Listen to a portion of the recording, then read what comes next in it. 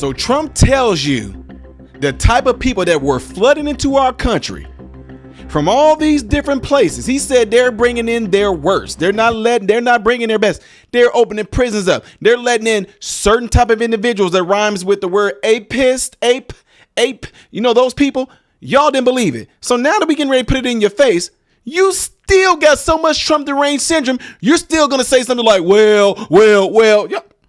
You're just idiots.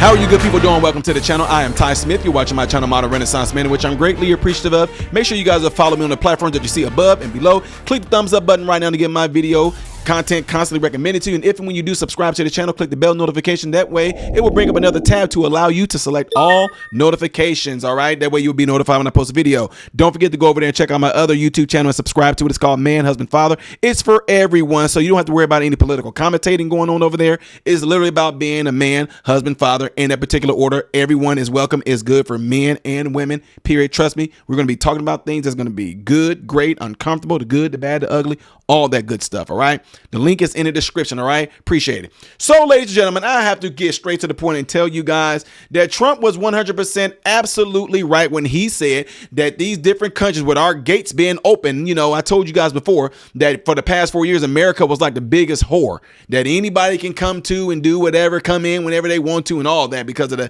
last weak administration, right? So there has been such a huge subliminal thing that has gotten into a lot of people's subconscious. When Trump then was saying that there's going to be people out there, and then when Tom Homan them saying there's going to be people out there that if you're caught housing these criminals, you're going to face prosecution. Oh, nobody's doing anything like that. Nobody's even like here, Brandon Johnson, Pritzker in Illinois, were encouraging people literally almost by their actions. Oh, we're going to stay the course. We're going to protect them. We're going to help them. We're going to do what we can. And folks, there are folks out there who are very naive and feeble-minded to where they literally did exactly those things. What are you talking about, Ty? I'm glad you asked this. Man, we just wanted to ask you about your daycare. Since our visit in March, the family daycare at this Hyannis home has closed. And the owner, Franciel Nunez, has allowed her daycare license to expire. This is a screenshot from before Nunez's name was removed from a database of state-approved child care providers. The Department of Early Education and Care, or EEC, gave Nunez a daycare license in March 2022, but that never should have happened. She was hiding a secret. 13 anos em Minas Gerais, Tiago Lucas, de 30. Andre Tiago Lucas is the reported father of Nunez's children. ICE says he was sentenced to 9 years of prison for the rape of a 13-year-old girl in his home country of Brazil. Nothing surprises me anymore. Do I find it wrong? 100% wrong. Man, we just wanted to ask you about your daycare. Since our visit in March, we shared our findings with Worcester County Sheriff Lou Evangelitis, an outspoken supporter of immigration reform in Massachusetts. But the idea that someone has been documented that a Brazilian national fled the country because they were convicted for rape of a 13-year-old and could come to Massachusetts and not only disappear into the fabric of Massachusetts, but actually be living in a home that was a daycare center for young people. That's terrifying. Records show EEC inspected the home daycare 5 times, but according to the agency, they saw no evidence of Lucas living there. But does that raise questions about their oversight and their inspections? Stephen Exaros is the state rep for the 5th Barnstable District on the Cape. He spent 40 years in law enforcement before coming to the State House. So you've really got to, I think, go out of your way to make sure each place is as safe as it should be.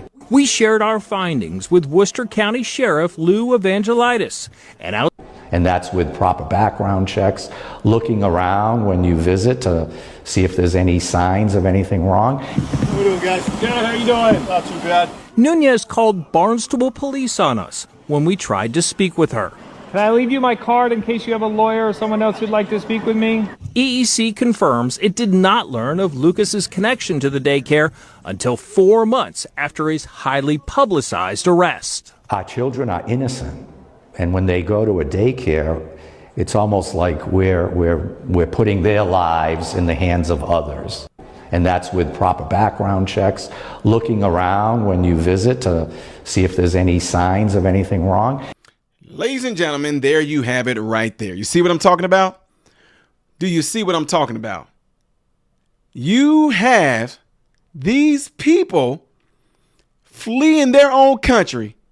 Why not come to America when it's a refuge for criminals? At first, y'all remember all the talk about, oh, America is going to be a place for people to come because they're seeking asylum. Oh, they're seeking asylum, all right, away from their crimes. A lot of them are seeking asylum here away from their crimes. And then for this man who sexually assaulted a young child ends up here amongst other children to be able to be around other children is absolutely horrifying.